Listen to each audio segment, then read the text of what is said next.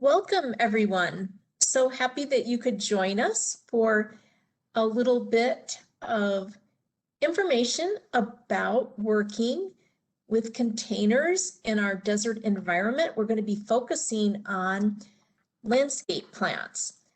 I hope you're not expecting information about growing tomatoes in containers, but we are going to focus on landscape plants in container situations today. There are a range of things that we can think about, and certainly containers can be used in so many different ways, in so many settings, and there are so many reasons to use containers for our desert environment. Some of us, we don't have much space, so the use of containers allows us to have some plantings at least. And for other situations, we might look to them to add features into a larger setting.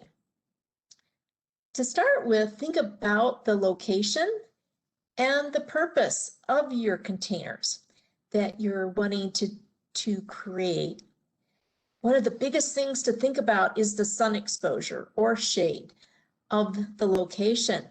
Certainly, if you have an area that will be hit by sun all day, every day, you need to choose plants that will thrive in that intense sun. And there might even be, if it's near a wall, there might even be reflected light. So think very, very hard about your selections. You might have also, in other situations, some shade. Ideal for growing a big range of things would be filtered sunlight or morning sun and afternoon shade. Those situations allow you to grow a rather wide range of plants. When we start getting into deeper shade, that will create a difficulty for growing things. In that case, you might want to turn to pots of mint. So think about that, and the exposure not just on any one day, but throughout the year, because it can certainly change. Here is a plant that is a wonderful succulent, the pencil plant. It has rather smooth, pencil thick stems. It is ideal for that type of situation where you have that filtered sunlight or morning sun, afternoon shade, particularly in a container. In the ground, this plant might thrive in a more sunny location. Keep in mind that environmental effects will be magnified when we're growing plants in containers, as opposed to having those very same plants in a similar environment in the ground. So sun can really beat up plants in a container that the plants might be a little bit more likely to not be bothered by that sun exposure if they were in the ground. So in this setting, we have a structure here that as the sun moves through the sky, that shade kind of moves through the day, but that plant isn't exposed to direct sun throughout the day. And this is just a nice bright area. You've got some reflected light coming from the sun in this setting. This is a great example of too much sun. This planter would just be dynamite if it were in one of those settings where it had filtered sunlight, morning sun and afternoon shade. The yellowing here on this poor agave is indicating that it is receiving too much sun. The reddening of the leaves on this little gasteria, that's an indication of also too much sun. So plants will respond sometimes in different ways, but they will respond when they are being exposed to too much sun. This is just a fabulous succulent plant. These adeniums, which are native to Madagascar and regions along Africa, they develop an enlarged base A lot of them will, and it can just be a magnificent feature of these plants. They do not fare well in direct sun here during the summer months. Might be able to get away with that in Tucson, but we're a little bit more intense here. So that afternoon shade or filtered sunlight all day would be an ideal situation for these adeniums. I do also want to mention they are very sensitive to cold, wet soil. These are great. I always recommend that people keep these in containers. Do not plant them in the ground. In a container, you can have a little bit more control during the coldest parts of the winter over the moisture of the soil that surrounds the roots. You want to keep them a little bit on the more dry side during the winter months. Okay, some plants, they do want full sun all day. If they don't get it, they will also react.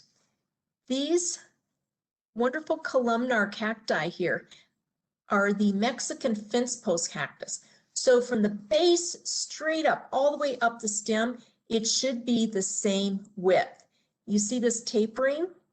That is a result of insufficient light, and we refer to this as etiolation. An old friend of mine who is the curator of cactus at the botanical garden would refer to these as pointy heads. Now, even if you can get these back into stronger light, they will not fill out. You'll have this tapering growth here on this portion of the stem for the remainder of the life of this stem. So we want to keep an eye on our plants and respond to their responses to make them really thrive. We do also need to think about the cold exposure for some of our plants. This is a wonderful friendly agave. The smooth-leafed agave, it is very frost sensitive. If we get down below 32, you can really expect it to start getting a little bit of damage, and the lower the temperatures go, the more severe. These leaf tips will tend to die back. They'll be burned by the cold, and they'll die back, which is a shame because those leaves are with this plant, some of them throughout the life of the plant. So that damage will be a blemish on these plants. Now, in the same area, this euphorbia, called the Moroccan mound, it was not even fazed by the cold. These like very strong light, and here is a plant. It's not really, really bad, but not quite enough light exposure. You can see that the stems are a little bit more narrow, kind of stretching and elongating. They're not quite the pointy head situation, but they don't have this really nice, tight, compact, thick stem form. If there is cold predicted, and you are working with some plants that are susceptible to freeze damage, you can, in containers, you might be able to move them to a more secure place, a little bit warmer location. If not, you could use coverings. Ideally, get out by mid or late afternoon and cover your plants.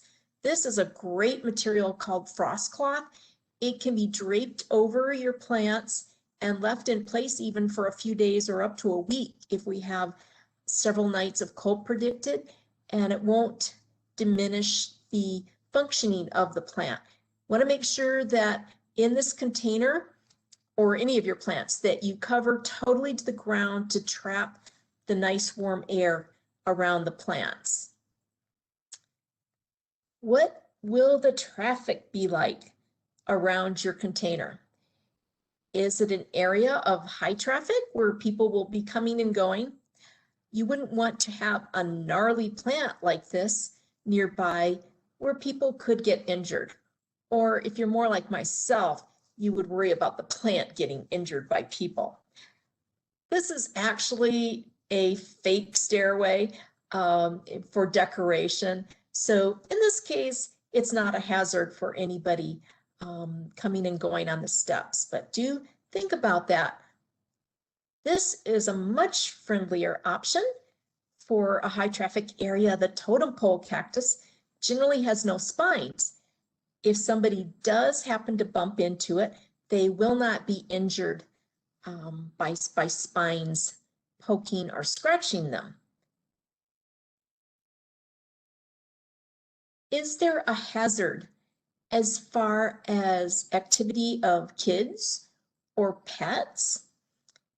Some kids, some pets, anything they see goes into their mouth. You would want to make sure that you don't have toxic plants in your containers that could cause harm. Also, again, the safety factor of spines and so forth. This is a young specimen of a Mexican tree, Opuntia. It has those thorny stems, just like our native Opuntia does. So that one could cause injury to youngsters or pets. And this euphorbia, any of the euphorbias, have a substance that is milk-like in its appearance. It is a sap that it is white, but it can really cause skin dermatitis. Depending on the species of the euphorbia or the individual person, the reaction could be very severe, or there may be no reaction at all. It's always nice to be on the safer side. So euphorbias, you don't want them where kids will be, rambunctious and potentially break a stem, which would allow for that sap to start flowing. I do want to point out on your handout that you'll be receiving, there is a list of all these plants that I'm talking about. So you will have their names available if something is of interest to you. And I do recommend that you shop for plants with the botanical name. There is often confusion when you're shopping with common names. There might be very different plants that go by the same common name. If you're asking a nursery staff for that plant with the common name, they may be thinking one plant, whereas you're envisioning another. That can kind of direct you to the wrong plant. Also, individual plants might go by, so they can go by different common names. Also, different plants can be going by the same name, or an individual plant might be known by several different names. Any of those situations can cause confusion. See, I just got it all confused in my mind. Now, with genetic studies, some of our botanical names, which are universal, have been updated. For instance, this Euphorbia lomelii has, since I first met this plant over 30 years ago, it was known to me as a Petalanthus macrocarpus.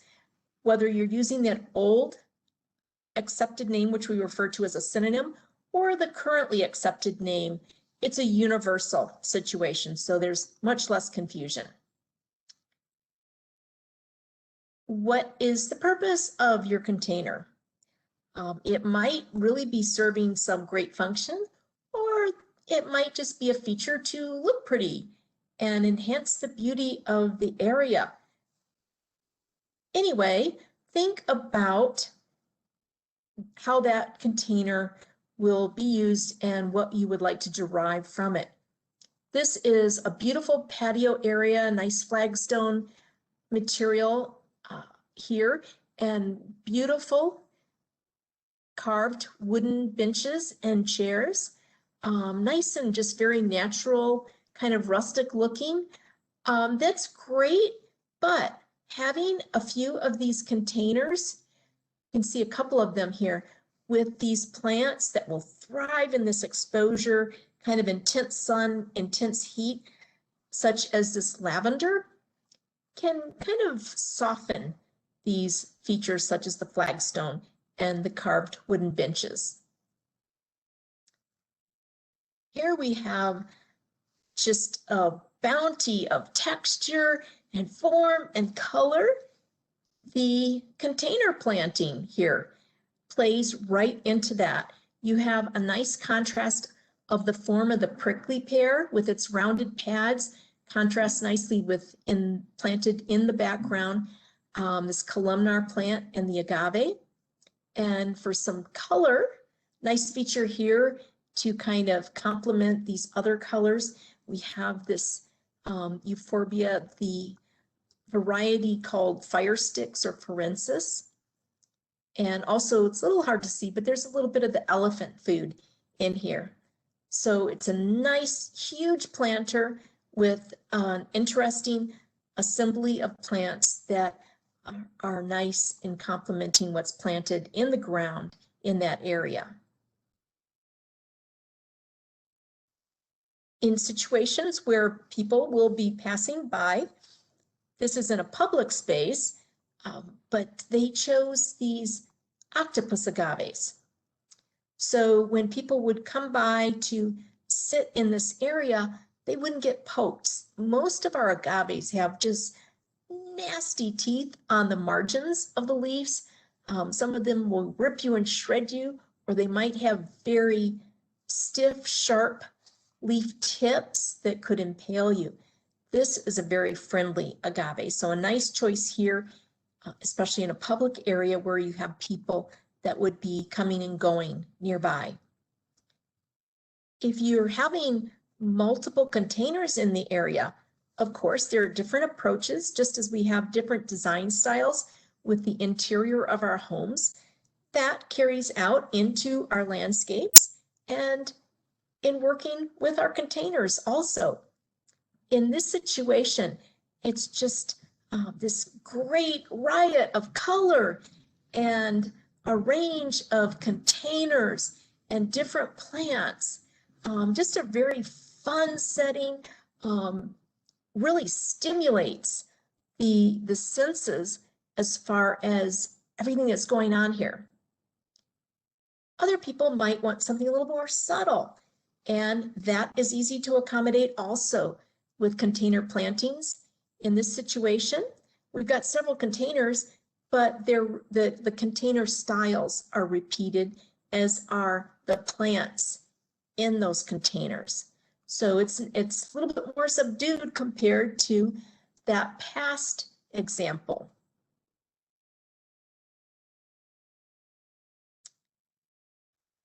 Our containers can be used in entrance areas to kind of greet people and add a nice feature, such as, here's another one of those smooth-leafed agaves. This one has variegated leaves with the yellow and green. And it's nice that, I mean, the yellow is very pale, almost cream in color. So it's a nice complement to the wall color here. And you can see as somebody comes through this archway, approaching the entrance to the house, there's a succession of containers, which is very, very pleasing to the eye. Very geometric forms found in the hardscape as well as the structure of the home, and that is also followed through with the container selection here. So it's a nice feature rather than, you know, a rounded pot. This really, I think, is a nice selection to use in this area. Also, you can see they've kind of carried through with the planting. We have golden barrel plants over here in the ground, and then that's repeated to tie in the container itself.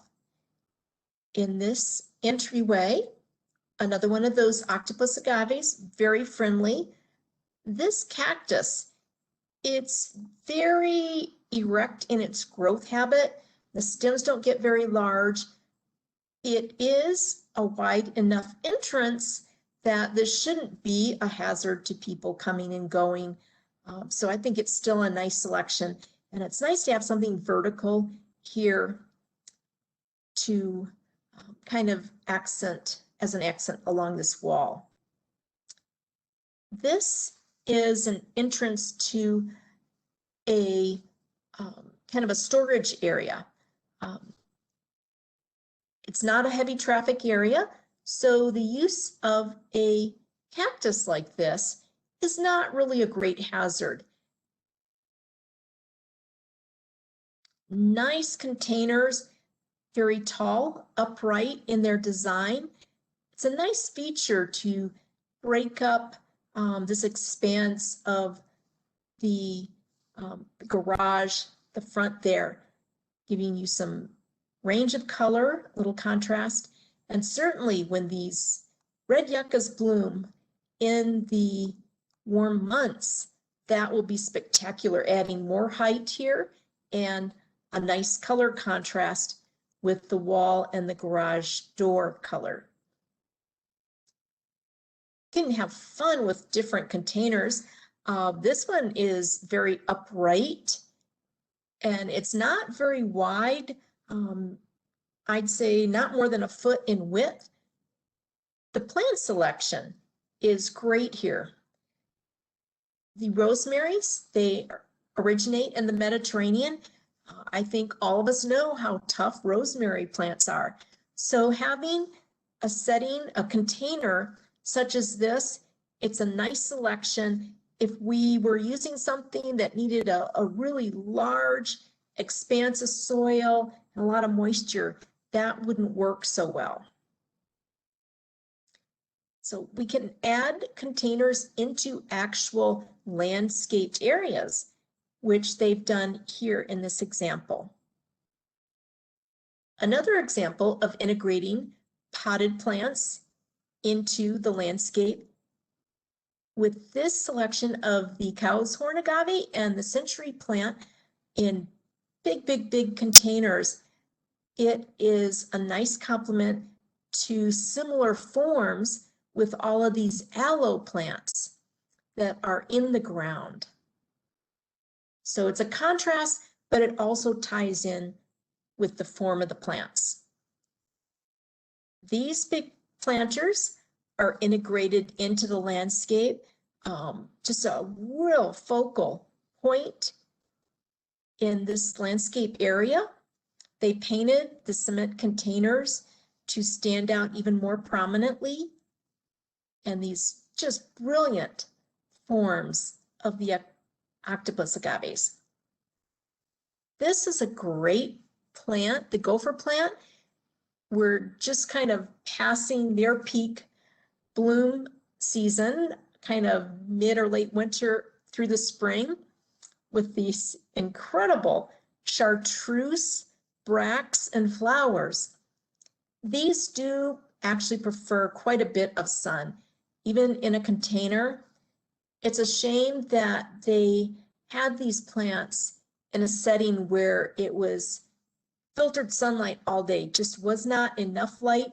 So these plants have gotten kind of stretchy and the blooms weren't quite as vigorous as they could be in brighter light. Size of container. Here we have a few different examples of rather small containers. They were about maybe 8-inch diameter. If you're wanting to have some fun and have small features that you wouldn't mind changing out, these are really cool, kind of fun examples. They are succulents, cactus, agave, and some more of that pencil plant that don't need frequent watering. They can take quite a bit of light. They're not intended to be in these containers for many years. So it might be after a year or a couple years, they would need to be changed out. You could plant them out into the landscape or share them with some friends. But with these small containers, they aren't intended to be there for 10 years or so. This is a wonderful kind of succulent plant, the candelia. In this example, it's not getting quite enough light. Generally, in direct sunlight, these plants will have erect stems and fabulous blooms, kind of cream color turning pink. In this case, it's kind of getting squiggly stems. They're a little bit thin and draping over, and not much bloom would occur in that situation. If it were brought out into more light, that would probably allow for a more vigorous plant. The slipper plant here is a great upright feature, very sculptural. They have combined this for some seasonal color with some of these kalanchoes that are very common. They come in orange blooms, red, kind of cream color, nice range. So you could have some fun kind of changing things over for some seasonal color with these large containers. Okay, these steps were used. So rather friendly plants along the steps here. This is interesting. They use these elephant foods plants. They have actual drip emitters going to them. It's not super obvious. If you look carefully, you might see some of that, but it's kind of nice. So if the residents were to go away for a while, their plants would still be watered through a drip system. And when those elephant food plants get a little bit larger, they'll just kind of nicely drape over. But still, they can't be in these containers forever and ever because they are relatively small. This is a big cement planter with a stupendous native sunflower plant. You can have fun with things like this. Don't restrict yourself thinking you have to have certain plants, because so many plants that we do normally use in the landscape can translate into wonderful plants in containers. You may want to, so that sunflower would be great with in bloom, attracting butterflies. Also, once those flowers were pollinated and the seed developed, they would be great for seed-eating birds.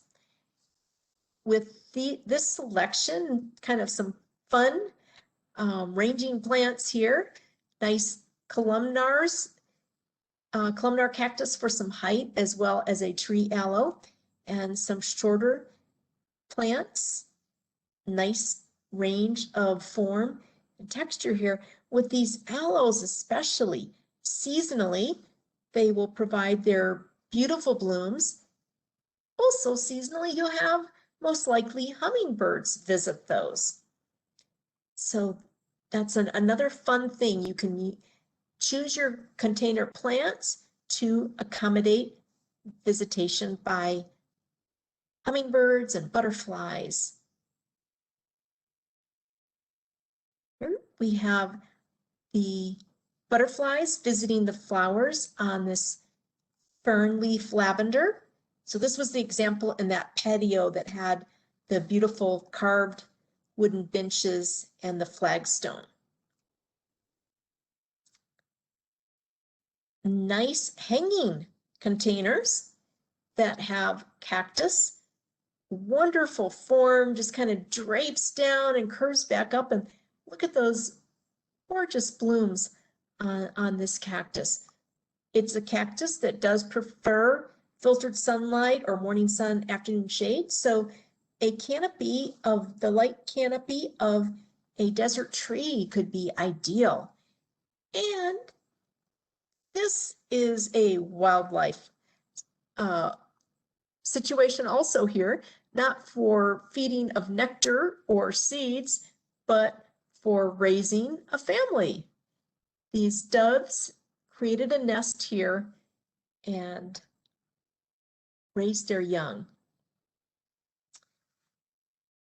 Plants containers might be used to kind of help draw attention to particular things like steps.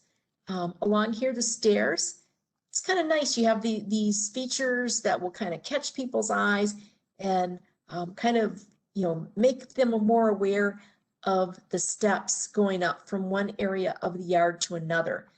Now these foo-foo plants, those are plants that are needy. They need a lot of water, need a lot of fertilizer, need a rich soil. So we don't want to pay attention to those necessarily. They aren't the most water efficient, but in this container, they were right on with water efficiency in combining a rosemary and these warm season bloomers, the golden fleece. These just keep blooming all summer with very, very small daisy-like flowers that will attract butterflies, and the seeds attract seed-eating birds. Nice combination. Please don't pay attention to the condition of this plant. It went through some serious periods of insufficient water with that leaf dieback, but this is that giant Hesperaloe that can be so magnificent and sculptural in its form, combined with a type of an ice plant. Now, a good portion of the year, this ice plant will just have these cool, fleshy, succulent leaves draping over the side of the container.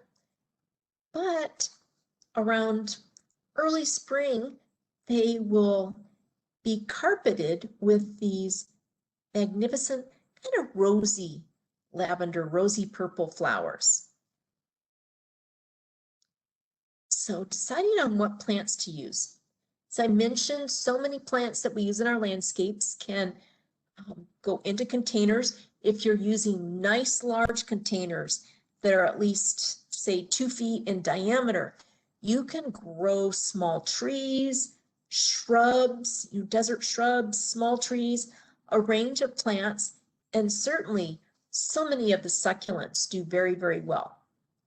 Something like the slipper plant will be great if the container's large enough and the plant is somewhat mature. It can even go in full sun or light to barely moderate shade. These produce the most magnificent flowers. Somebody saw a lady's shoe or slipper, I guess, in this form. To me, it looks more like a crested bird's head. But these flowers are really cool and funky. They will also attract hummingbirds. And you can see these have been pollinated, so they're starting to develop their seed. So mostly stems, new growth, more so in the spring. New growth on the stems will have small leaves, but they will drop after just a short period of time. Most of the year, you just have these bare stems, which are nice sculptural features. Bougainvilleas can be used in containers, certainly. In this situation, they've chosen a variegated form. Nice thing about this is you have a little bit of color even when these aren't in bloom, with that pale yellow complementing the green of the leaves. This planter is yet another example of one that it's not meant to be forever and ever. Certainly within a few years, this agave will outgrow its space and need to be carefully removed. This cactus probably could remain for quite a while, as well as some of these others. But these agaves, eventually they will have to be removed because they will get too big. Nice planter here, just a nice rustic stone planter that is kind of complemented by these rustic looking cacti. The bishop's cap, they have interesting form, kind of grays that will blend in with the container with little color accents and shapes here in their striation. Certainly when these are in bloom, it would be a really nice contrast. So just as when we're designing in our homes, we can be very creative and go very different directions with our combination of plants and containers. It's nice if you're using big containers. This one's about 3 foot diameter, to basically create a small landscape within that container. The range of succulents, we have euphorbia here, a nice upright aloe, and then lower forms. So you've got a nice range of height, a range of textures and forms that create a lot of interest in this planting. This is a fun one. This also will not be a permanent planting. After some years, they may decide to remove most of these and leave one of the cow's horn agaves in place. But when they're young, a nice grouping of them, and for fun and for height, they've added these squiggly forms in. A wonderful grouping. If you are combining different plants within a container, make sure they're all compatible as far as their needs of sun exposure, soil conditions, and moisture. That way, these plants can grow very, very well together, and you're not having to try to give a little bit more water over here and a little less water over there, and challenges like that. So group plants that have the same needs. In this situation, you've got this wonderful drought-tolerant ocotillo, drought-tolerant barrel cactus, nice grouping as far as their needs for moisture. And it would be better if they were in a little bit more direct light, but a nice combination as far as their water needs. You can use smaller containers, certainly, for succulent plants. They don't need, and you can get them through the summer. You don't want to try that with more leafy plants, though. Also, succulent plants develop more shallow root systems. You don't have to have really deep pots for them. This is a grouping of some succulents as well as a vine here. The Arizona grape ivy. It is just a nice tough plant, so it's a wonderful candidate for growing within a container. And here is another vining succulent plant here, just a kind of a fun range of different succulents there. As I mentioned, when we're working with succulents, the cacti, agaves, aloes, things like that, they generally have a more shallow root system. You can use these more shallow containers. When we are working with trees or shrubs or perennials, they need a deeper soil base to accommodate their root development. It's fun. Here they've got a trio of containers. Even though they're different sizes, it's the same style of pot. So kind of a nice repetition there, even though they selected different plants for each of the containers. One here gives some height that is nice along this pillar. And then they've got this combination of plants. So all these are great with the sun exposure they have, and they can just thrive and be beautiful. Here's an example, one of the desert fern trees grown in a container. These can grow in these containers if they're large enough for years and years. This situation, the desert fern tree, it can grow with a little bit of shade. The sago palms, they do need some shade, definitely, especially if they're in a container. You do not want to put them in a container out in direct sun all day during the summer. They will really struggle and burn. But just kind of a nice combination, looks kind of oasis-like or tropical-like for this patio setting. Containers can be anything. This is a repurposed old wooden cart, a repurposed old or part of an old wheelbarrow. It doesn't have its wheels or its handles any longer, but they've been converted You just have to make sure that no matter what kind of container you're using, it has drainage. That is one of the most important features. I just love this combination here. With the beautiful stone retaining wall, the use of these stone containers that have that nice kind of patina on them is I think very striking. And then during the summer when these bougainvilleas really fill out, will look beautiful. Okay, don't pay any attention to the foo-foo plants, but this is just kind of a fun, I think, fun idea. I am not at all aware of names of these features that can be used in constructing different pipe work, whatever. But very, very, I think, creative. They turn these upright and fill them with soil, making them into planters. This is an old chimenea that somebody put soil in and turned it into a container. So you can convert things. There is a pot that this fern is planted into, asparagus fern, that sits into the top of that chimenea. It's not filled with soil all the way up. And just some nice examples of converting things to a different use than they were originally intended. Wonderful sculpture here that is an actual planter.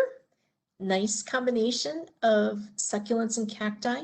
We can use containers, especially if we use vertical, more narrow and upright containers. They can be used to break up expanses of walls, such as these examples here. And grasses, another type of plant that can be used in your containers.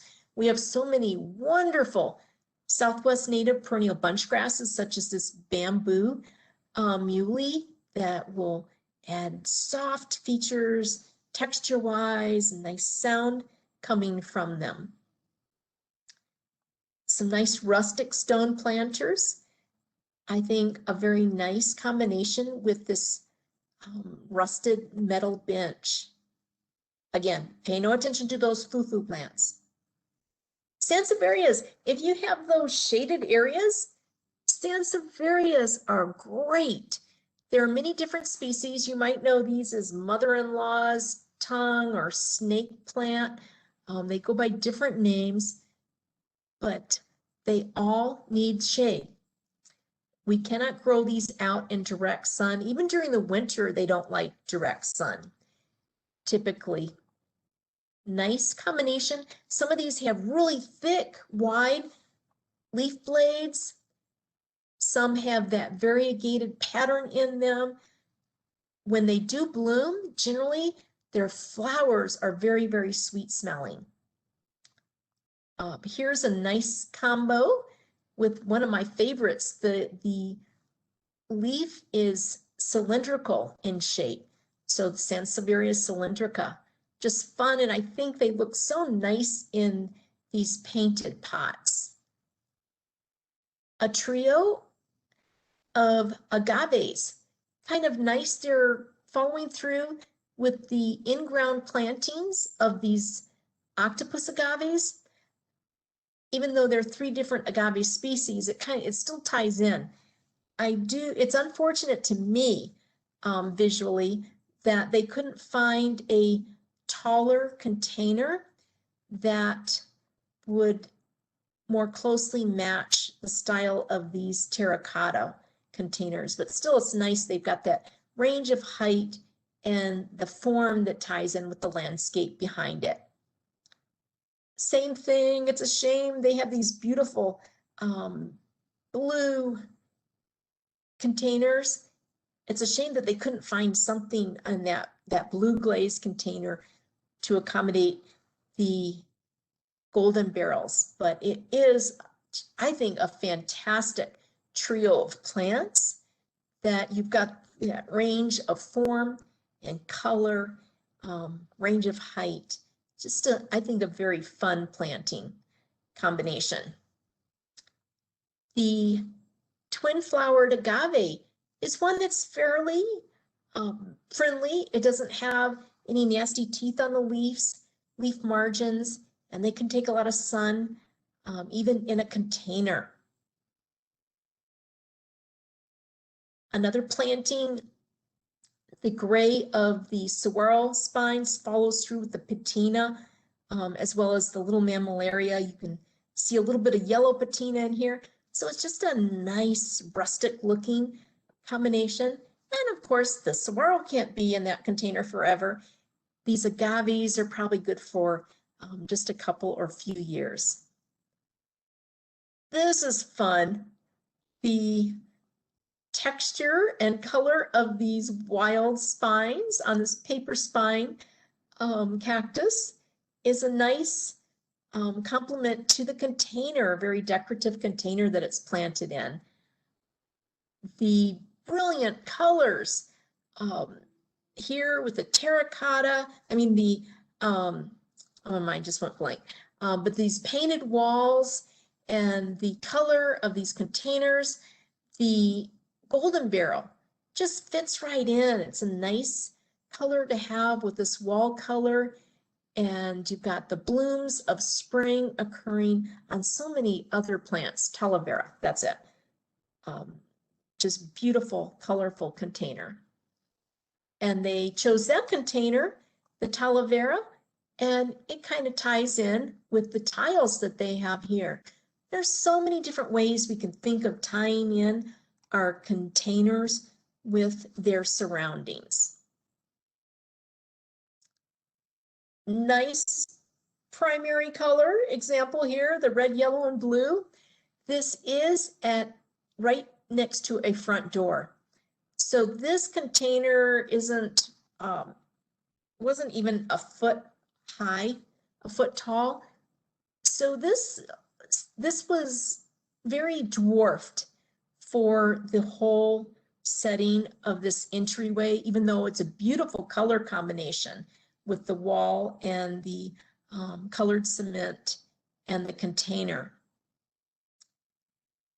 Here is. Excuse me, Kirti. Yes. Yeah. Do you have some questions? Well, no, not a question. Oh, wait a minute. Just time. Talavera, is that what somebody's saying? I think they're asking. The talavera pots are those brightly colored painted pots. Okay. It's called, it's Talavera pottery then? Is that what it is? Yes. Right. Okay. And also I wanted to give you a 10-minute warning. It's 10 till 7. Thank you. Okay. Thanks, Kirti. Sure. Very sculptural with this artichoke agaves, very fun. Seasonal color was something like this. Most of the year, it's just rustic looking with this dark brown container and the spines on this cactus.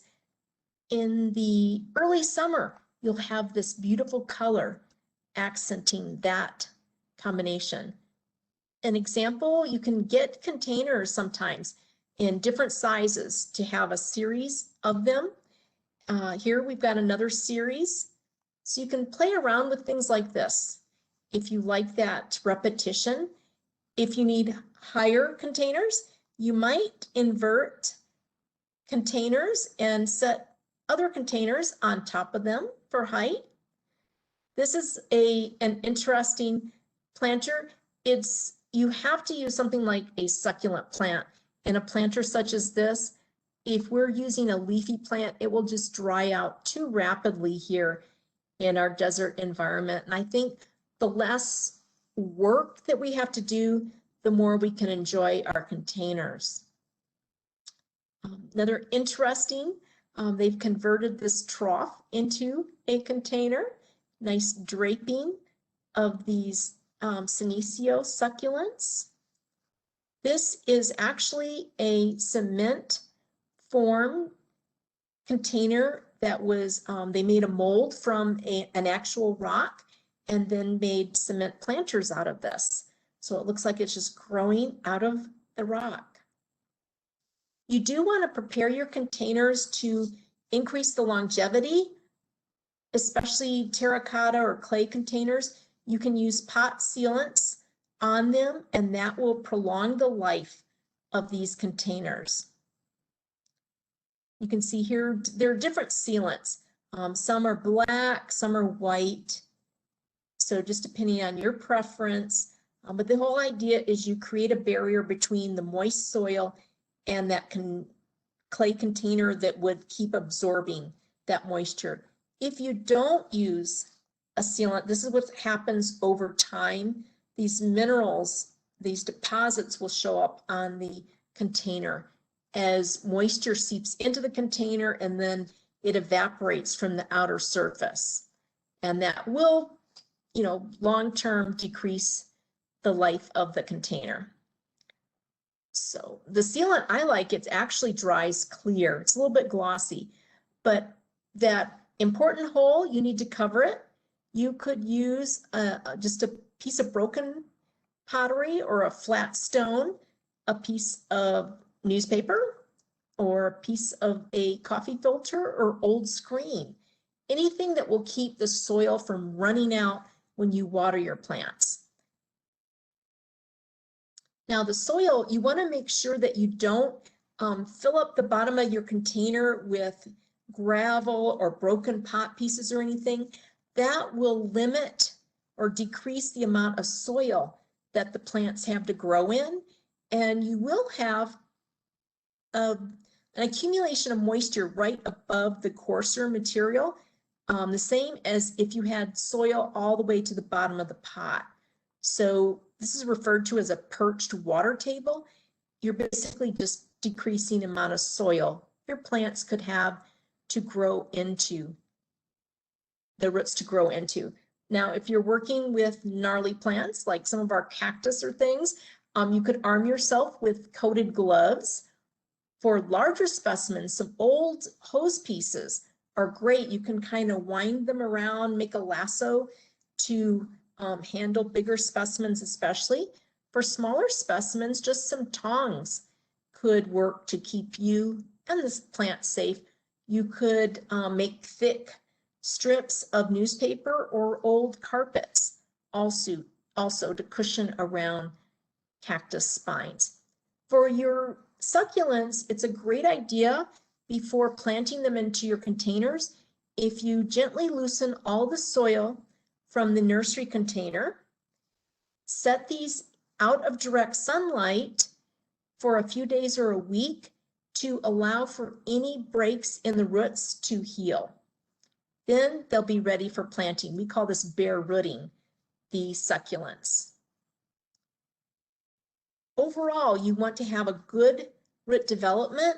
This is great. Healthy roots, they are holding the soil together when this plant is slipped out of the pot, but they're not wrapped around and around and around.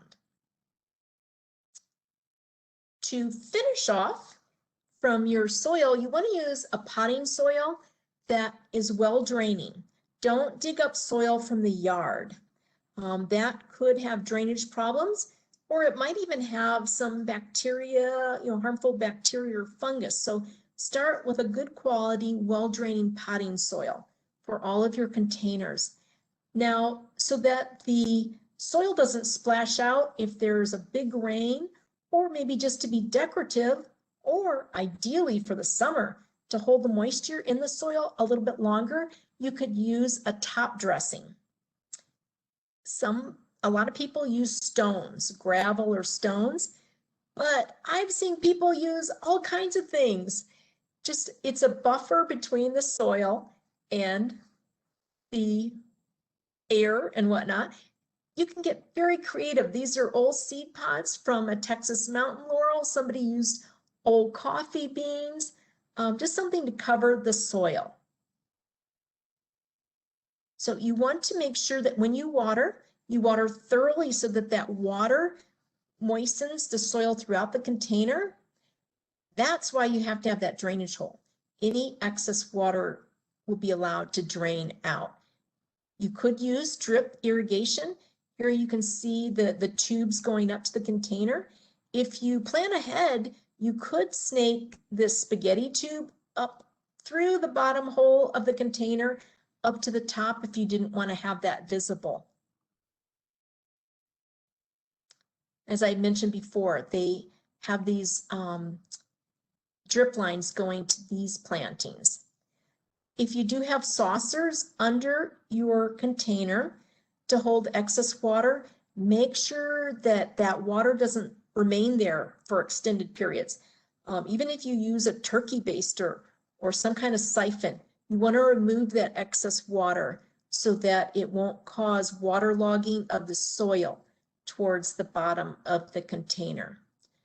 Now, you'll have to fertilize more often than you would for the plants in the ground. I love organic fertilizers because they're very gentle and they don't promote excessive growth, especially not with the nitrogen. They're generally lower in the concentration of nitrogen. If we were using something really high in nitrogen, that would push the development of the plant above ground. And generally, we don't want our plants in the containers to grow too fast, because then we'd have to be repotting them. So you can use synthetic fertilizers, but I prefer the organics. And here are just some few other examples. Choosing the most drought tolerant, tough plants is the easiest way to go. And even things like these columnars, the Oregon pipe cactus, and the Mexican fence posts, and some of these other forms can be beautiful structural features. Here's the Sonita. They, depending on where they're located, they could stay in those containers for decades, or they might need to be planted elsewhere after, 5 years or so. For a little bit of shade, this Cleistocactus, and these have fabulous blooms for the hummingbirds during the summer. So you can find plants for sun or shade. Definitely sunny areas. Our prickly pears are great. A lot of the euphorbias don't like direct sun. So if you've got patio or courtyard areas that don't get a whole lot of sun, some features like this range of euphorbias might be very, very nice. And leafy and colorful when they're in bloom, these crown of thorns plants can be fun to use in containers. These Madagascar palms will become large upright features as they slowly grow and develop. Another nice hanging planter is this sarcostemma. Some people call it rope plant, and a nice area, another example of a nice area for one of those euphorbias. So ponytail palms are great in containers, as well as leafy plants. Things like the ruellias can be brilliant color during the summer months when they're in bloom. Here's some more lavenders. Just make sure lavenders have to have super well-draining soil. Tough as nails, our trailing smoke bush or trailing indigo bush is perfect for full sun locations. They will have multitudes of these gorgeous, delicate looking flowers, especially prominent in the spring and fall.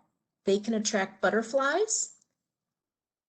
For perennials, the Angelita daisy is wonderful in containers. They bloom in cycles throughout the year with this cheerful yellow daisy-like flower. The yellow bells, all these, the orange bells, yellow bells, all the bells are great candidates for a nice large size container. And here another one great for a more shaded area would be this Zamioculcas. I think some people call them the Z plants or something like that. And elephant's food, it can grow in full sun or light to even moderate shade. Very versatile.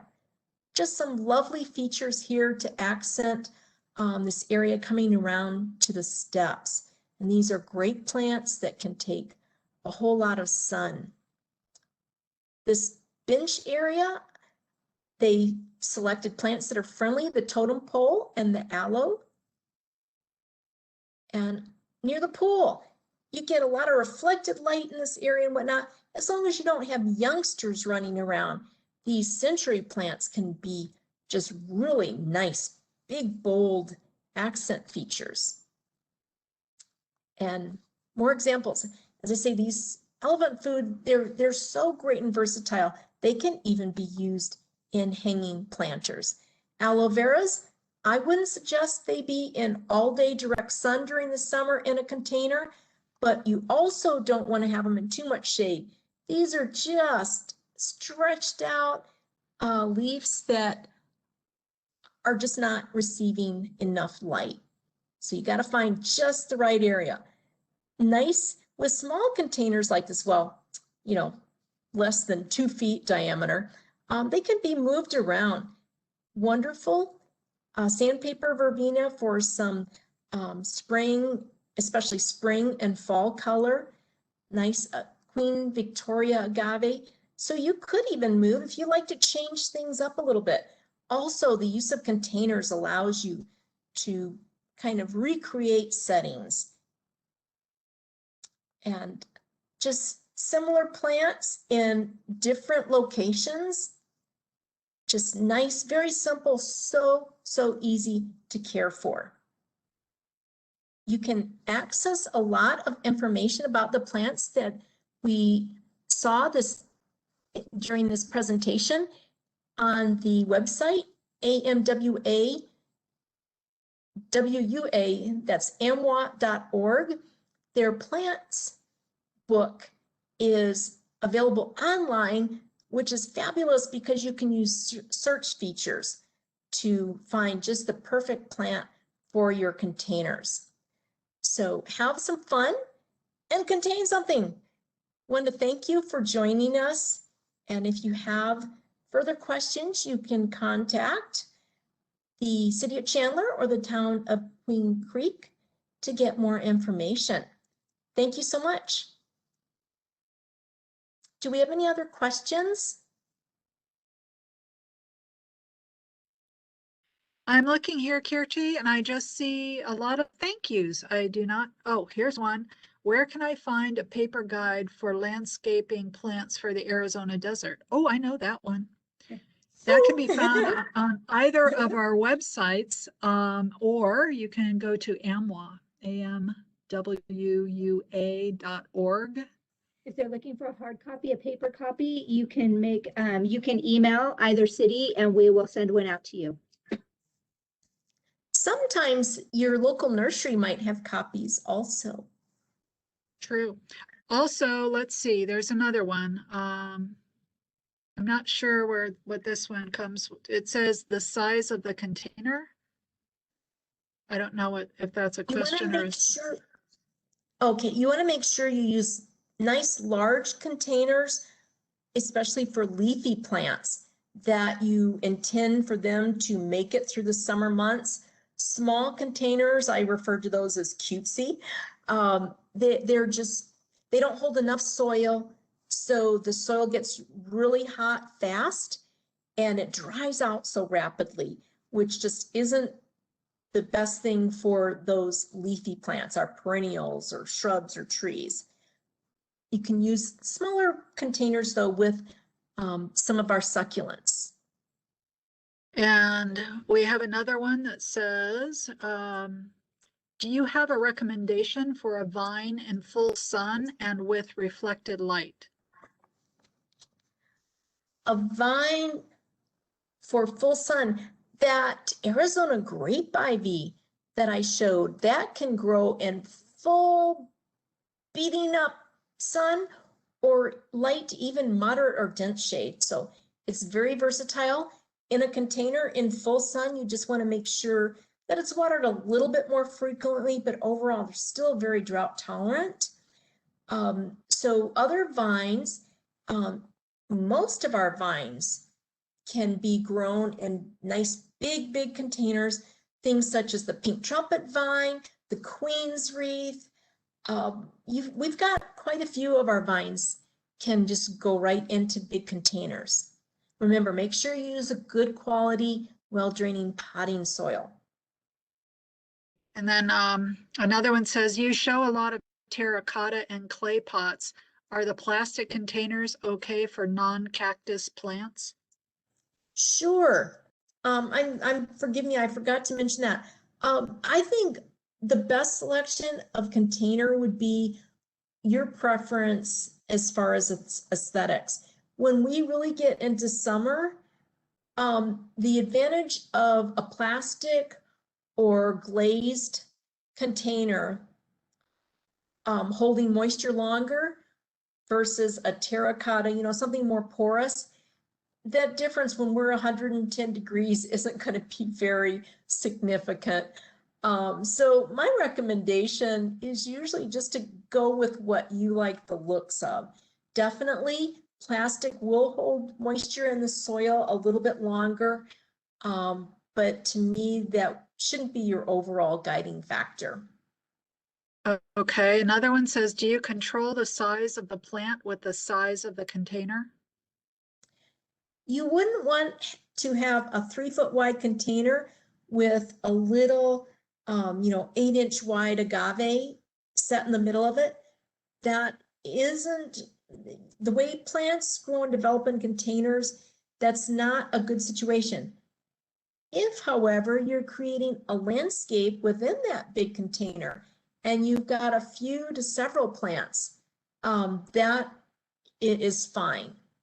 So, but you don't want to have, if it's an individual plant, you don't want to be too out of balance with the size of the plant relative to the size of the container. Okay.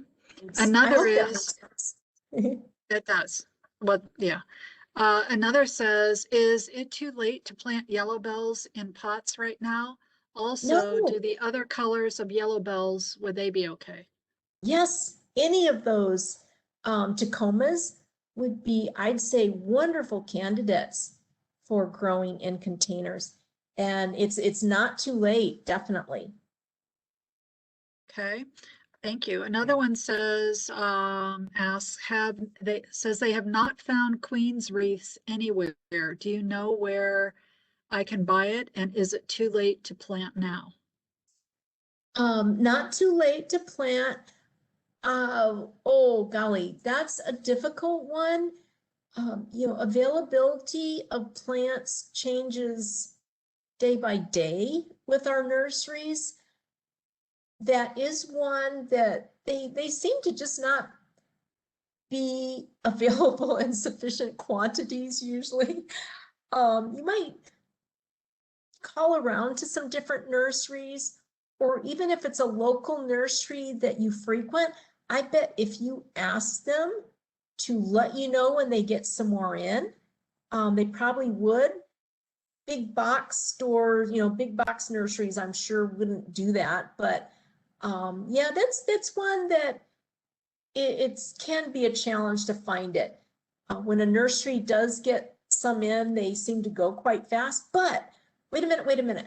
I think I just saw some about a week to 2 weeks ago at a nursery on Arizona Avenue.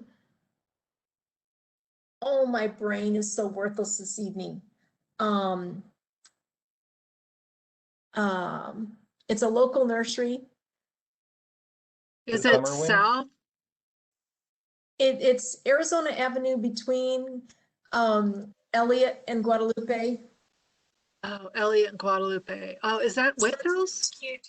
No, not Whitfield. No, there's Summer Winds and there's Treeland over there. Treeland. Okay. Yep. Treeland. Okay. Okay. Yes. But I say that was like a week to 2 weeks ago they had some. I don't know if they're still there. Gotcha. Another question is, Elizabeth would like to know, where's the best place to buy soil in bulk? Oh, crud. My screen just went away. Ah. Oh, here we go. Wow, potting soil in bulk. I am sorry, I don't know what to say about that. Golly, you might check with some of our local nurseries that carry their own line of potting soil.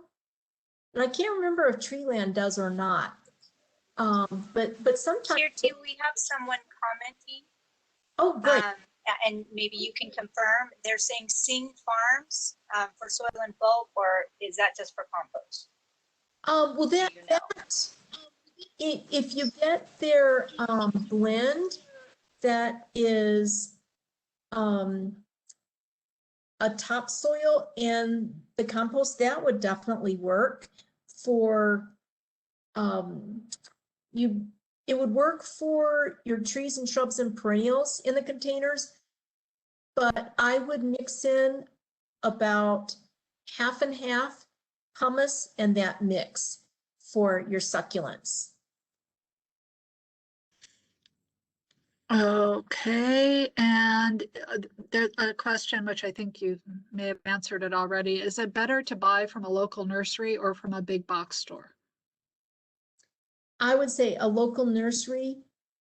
Most often they have things that are grown locally or maybe within our state. So when we're working with big box stores, some of them do carry locally grown things, but they also get a lot of plants from California, which don't always, especially as we go into summer, they're not always the best plants. They won't very often be able to adapt to our brutal conditions very well. So my preference overall would be our local nurseries. Okay, and here's one so it's from Elizabeth. What is the name of the clear sealant that you like to use?